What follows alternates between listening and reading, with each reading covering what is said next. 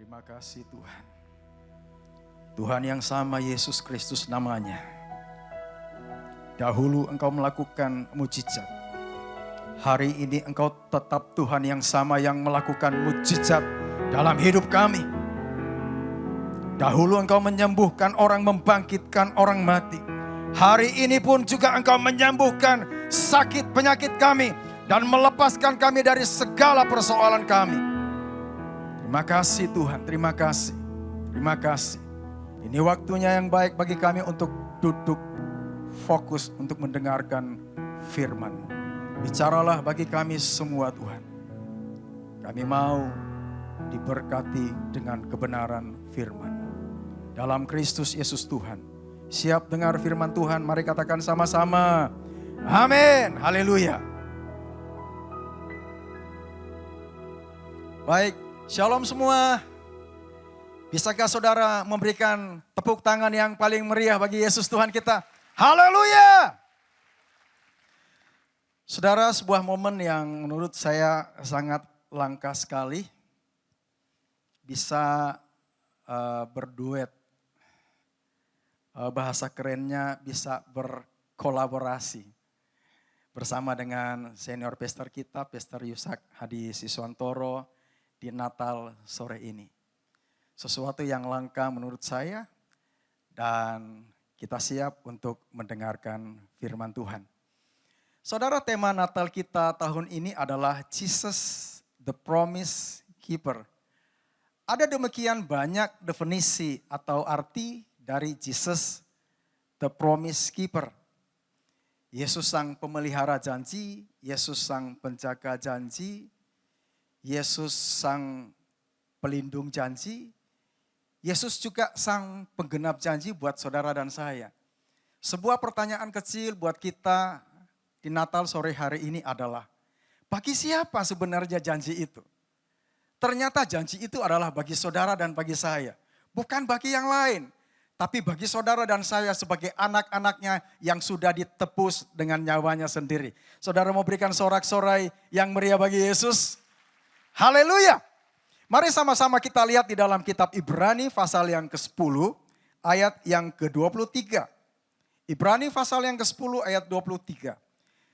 Marilah kita memegang teguh pengakuan tentang pengharapan kita karena Dia yang berjanji adalah setia. Pegang teguh pengakuan tentang pengharapan saudara kepada Yesus. Karena Yesus yang berjanji kepada saudara dan saya adalah Yesus yang setia. Garis bawahi, karena Dia yang berjanji adalah setia. Jesus the promise keeper buat saudara dan saya. Yesus adalah Tuhan yang setia dalam segala perkataannya. Yesus adalah Tuhan yang tepat janji. Di masa lalu Yesus tepat janji buat saudara dan saya. Di masa kini Yesus tepat janji. Bahkan sampai di masa depan pun juga Yesus tepat janji buat saudara dan saya. Kalau kita mau jujur dengan diri kita, ini kalau kita mau jujur dengan diri kita. Bukan Yesus yang tidak tepat janji. Bukan Yesus yang ingkar janji. Tetapi dari pihak kita manusia ini yang sering kurang percaya, kurang yakin, kurang sabar, bahkan tidak percaya dengan apa yang Dia janjikan. Sehingga janji itu tidak tergenapi dalam hidup kita. Dari tema kita di situ ada kata janji, the promise. Dan saya coba untuk membuka kata janji ini atau perjanjian dalam Kamus Besar Bahasa Indonesia. Definisinya sebagai berikut. Persetujuan tertulis atau dengan lisan yang dibuat oleh dua pihak atau lebih. Masing-masing bersepakat akan mentaati.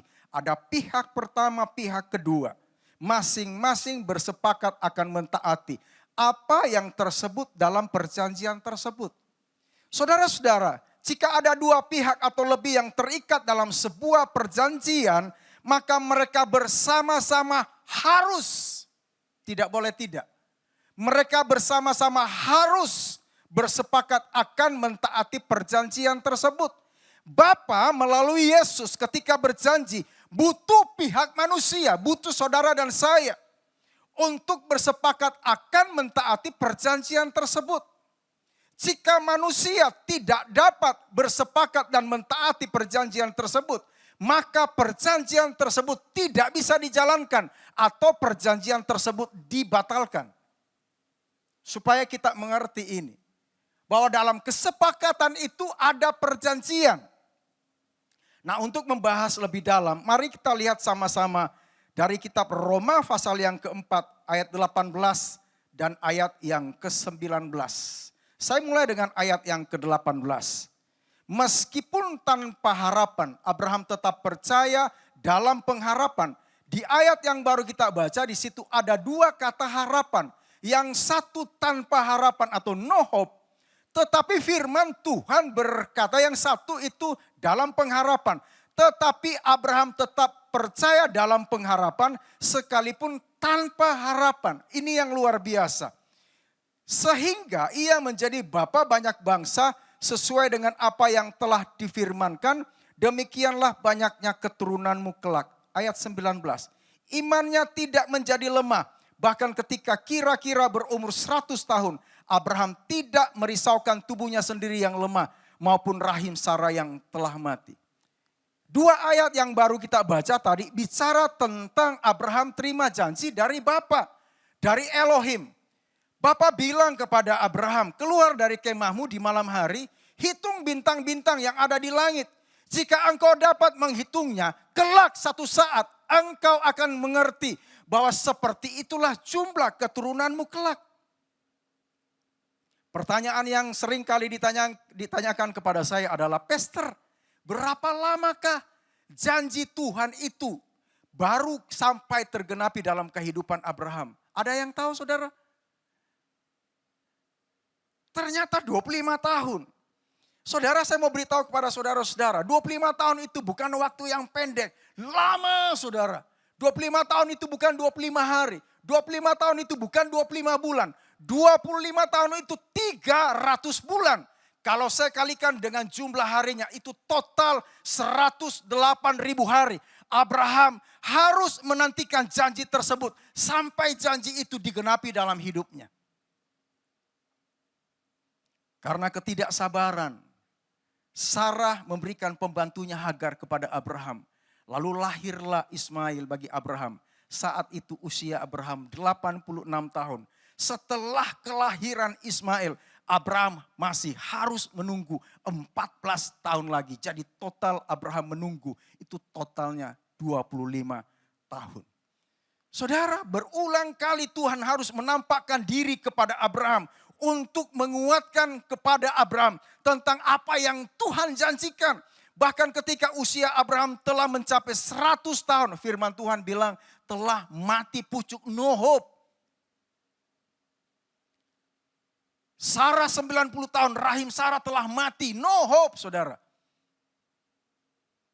Tuhan masih menegaskan janjinya kepada Abraham bahwa keturunanmu akan seperti bintang-bintang di langit banyaknya. Saudara, saya mau beritahu kepada saudara-saudara di Natal sore hari ini. Bukan sesuatu yang mudah bagi Abraham. Sebab dibutuhkan waktu yang lama, long term, bertahun-tahun. Abraham harus sabar menantikan janji tersebut. Tetapi di setiap janji Tuhan dalam hidup kita selalu ada endingnya, selalu ada akhirnya. Dan endingnya adalah mereka melihat janji Tuhan itu digenapi. Sarah mengandung dan melahirkan seorang anak laki-laki. Namanya siapa saudara? Bisa teriak. Sarah mengandung kemudian melahirkan seorang anak laki-laki. Namanya siapa? Ishak. Di tempat lain ketika saya sampaikan, Sarah mengandung kemudian melahirkan seorang anak laki-laki. Namanya siapa? Ada beberapa yang teriak, Ismail. Saya kaget saudara. Saya mau menegaskan sekali lagi kepada saudara. Sarah mengandung dan melahirkan seorang anak laki-laki. Namanya siapa? Ishak. Bahasa Inggrisnya Isaac.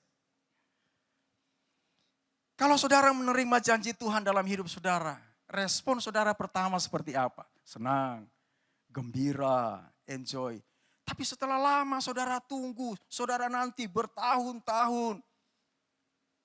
Timbul perasaan kecewa, perasaan khawatir, ragu. Dan saya mau beritahu itu tidak mudah.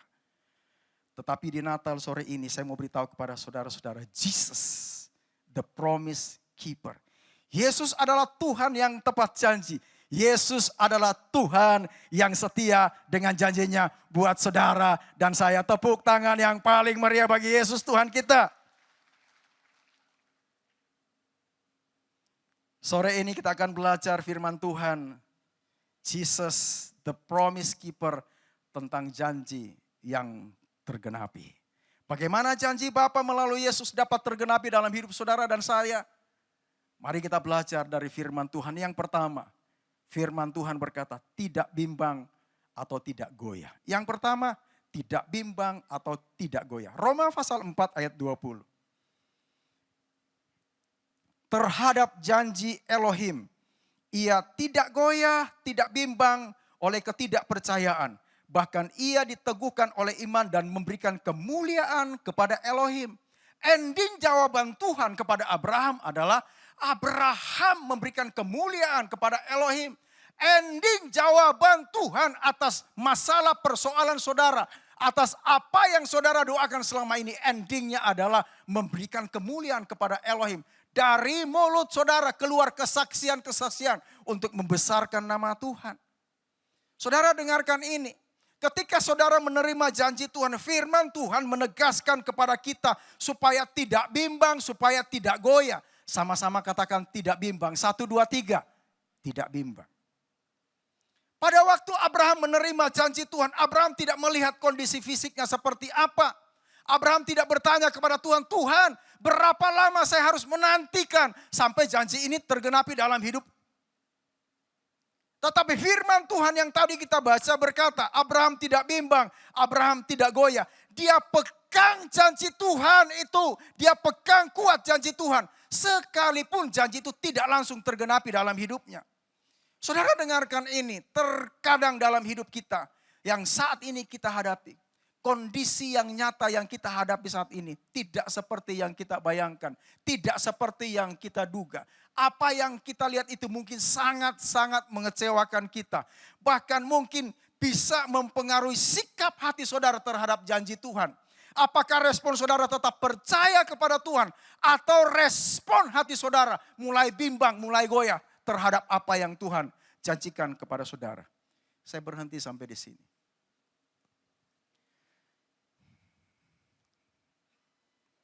Ada seorang pengusaha properti yang sangat sukses. Satu saat dia bertemu dengan sepasang suami istri yang belum punya rumah. Lalu pengusaha properti ini janji kepada sepasang suami istri yang belum punya rumah. Bapak Ibu, saya janji Bapak Ibu sebuah rumah tipe 120. Saya mau tanya kepada saudara-saudara yang hadir sore hari ini. Rumah tipe 120 besar atau tidak? Besar saudara. Weh, kalau saya dikasih mau gitu. Besar saudara. Senang atau tidak? Senang. Tapi ditunggu 1 tahun, 2 tahun, 5 tahun. Tidak kunjung jadi kenyataan. Bapak ini menanti dengan sabar. Saya berhenti sampai di sini, nanti saya lanjutkan lagi. Saya mau beritahu kepada saudara-saudara. Di masa penantian terhadap janji, kadang-kadang timbul kebimbangan, mulai goyah, lalu kemudian muncul di hati kecil kita, lalu kita mulai berkata, apa iya ya janjinya itu ditepati. Sore ini saya mau menegaskan kembali kepada saudara-saudara di Natal sore hari ini. Untuk tidak bimbang, untuk tidak goyah, tetapi sungguh-sungguh mempercayai janji Tuhan dalam hidup saudara. Saya lanjutkan cerita yang tadi.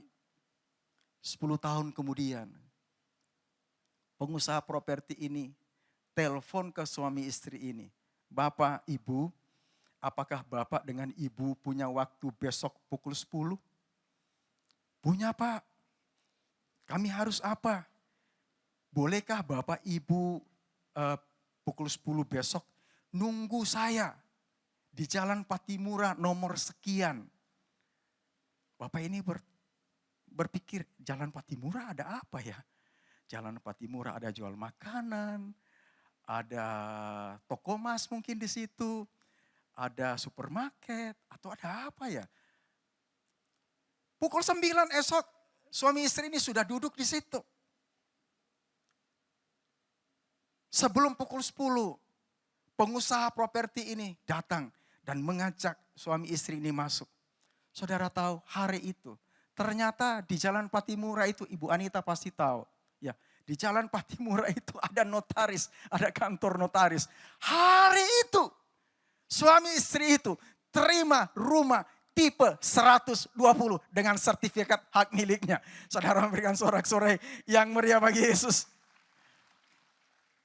Saudara-saudara, di masa penantian, Tuhan sedang melihat iman saudara. Tuhan sedang mengamati iman saudara. Apakah saudara-saudara sungguh tidak bimbang, sungguh tidak goyah, tetapi mempercayai janji Tuhan dalam hidup saudara. Dengarkan ini saudara, percayalah, Jesus the promise keeper. Dia sang penjaga janji, dia pemelihara janji, dia pelindung janji yang terbaik yang saudara dan saya miliki. Dan dia, Yesus adalah penggenap janji yang terbaik yang saudara dan saya miliki. Satu saat engkau pasti terima apa yang dia janjikan kepada saudara. Tepuk tangan bagi Yesus Tuhan kita. Haleluya! Jadi yang pertama, supaya janji itu tergenapi dalam hidup saudara, firman Tuhan mengajarkan kepada kita tidak bimbang atau tidak goyah. Yang kedua yang saya mau sampaikan kepada saudara, penuh keyakinan. Roma pasal 4 ayat 21. Serta yakin sepenuhnya bahwa apa yang telah Elohim janjikan, dia pasti sanggup menggenapinya. Di sana ada kata pasti. Dia, Yesus, pasti sanggup menggenapinya. Sama-sama katakan, dia pasti sanggup menggenapinya. 1, 2, 3. Dia pasti sanggup menggenapinya. Ketika Abraham menerima janji Tuhan, dia membuang semua kekhawatirannya. Dia membuang semua ketakutan-ketakutannya. Dia membuang semua pertanyaan-pertanyaan yang muncul di hatinya. Sekalipun secara manusia, janji itu sangat mustahil. Di usia 100 tahun firman Tuhan mengatakan Abraham telah mati pucuk, artinya no hope. Sarah 90 tahun, rahim Sarah telah mati, no hope. Saudara datang ke dokter kandungan manapun juga baik di Makassar maupun di kota-kota lain. Bahkan di negara lain di usia seperti itu. Saudara tanya, apakah mungkin dokter saya bisa punya anak? Mereka akan jawab, tidak mungkin. No hope, mustahil. Tetapi dengarkan sore hari ini. Terhadap janji Tuhan, Abraham tetap yakin. Abraham tetap penuh keyakinan, dia percaya bahwa Yesus sanggup melakukan segala perkara. Katakan sama-sama, amin. Bagi Yesus tidak ada yang sukar untuk memberikan kepadanya keturunan. Sekalipun usianya sudah sangat lanjut dan rahim Sarah telah mati. Dengarkan pesan ini sore hari ini. Saudara yang hadir di Natal sore hari ini, pegang ini, imani ini. Saudara yang sudah menikah sekian lama, mungkin ada yang sudah puluhan tahun, dengarkan ini, imani ini. Bagi Tuhan tidak ada yang sukar untuk memberikan kepadamu keturunan. Saudara yang sedang sakit, imani ini. Bagi Tuhan tidak ada yang sukar untuk memberikan saudara kesembuhan. Saudara yang sedang bisnis, saudara sedang merosot. Bagi Tuhan tidak ada yang sukar untuk membangkitkan dan memberkati bisnis saudara.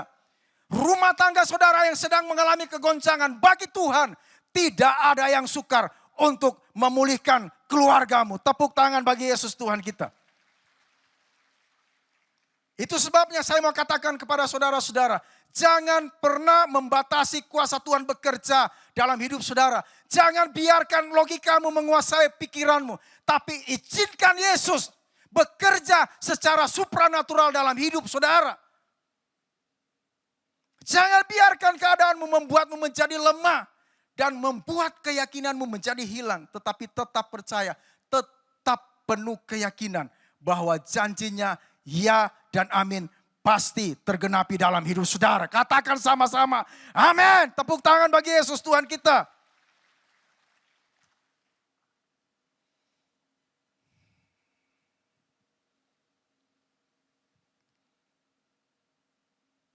Itu sebabnya miliki keyakinan yang teguh bahwa Yesus sanggup menggenapi janjinya. Ayat terakhir sebelum saya selesai. Yesaya 57 ayat yang ke-10. Oleh perjalananmu yang jauh engkau sudah letih lesu. Di sini engkau terima janji. Engkau menunggu janji itu. Engkau mengerjakan yang bisa engkau kerjakan. Dan firman Tuhan mengatakan engkau sudah letih lesu. Engkau sudah lelah menantikan janji itu. Tetapi firman Tuhan tidak berhenti sampai di situ. Firman Tuhan selanjutnya berkata seperti ini. Tetapi engkau tidak berkata tidak ada harapan. Di hatimu, di imanmu, di mulutmu tidak pernah keluar kata tidak ada harapan. Tetapi di hatimu, di imanmu, di mulutmu engkau selalu berkata di dalam Yesus selalu ada harapan. Dan inilah jawabannya. Engkau mendapat kekuatan yang baru, engkau dapat tenaga yang baru, engkau dapat charger yang baru, kemampuan yang baru. Dan sebab itu engkau tidak menjadi lemah sampai engkau terima janji itu dalam hidupmu. Sekali lagi sorak-sorai yang paling meriah bagi Yesus Tuhan kita. Saudara, dua hal sudah kita dengarkan sore ini. Jesus, the promise keeper. Tentang janji yang tergenapi. Yang pertama, firman Tuhan mengajarkan untuk tidak bimbang, tidak goyah. Yang kedua, penuh keyakinan. Percayai apa yang Yesus janjikan dalam hidup saudara. Satu saat pasti tergenapi dalam hidup saudara. Sekali lagi tepuk tangan bagi Yesus Tuhan kita. Haleluya. Saya kembalikan.